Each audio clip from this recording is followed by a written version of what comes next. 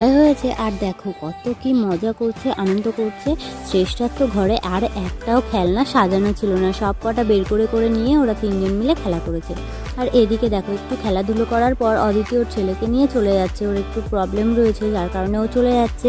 আর আমি এদিকে শ্রেষ্ঠাদের বাড়িতে রয়েই গেলাম, কেন জানো? তোমাদের দাদাভাই একটু পরেই আর কি চলে আসবে, এই পথ দিয়েই বাড়িতে যাবে। তো ভাবলাম থেকেই যায়, তোমাদের দাদাভাইয়ের সাথে একবারে গেলে কি হবে, আমি বাইকে করেই একবারে চলে যেতে পারবো। আর না হলে আমি যদি ভ্যান ধরে যাই হলে আমাকে শ্রেষ্ঠাদের বাড়ি থেকে অনেকটাই হেঁটে যেতে হবে, এবং তারপরে বুধরাঠি নেমে সেখান থেকেও আমাকে অনেকটাই হেঁটে যেতে হবে।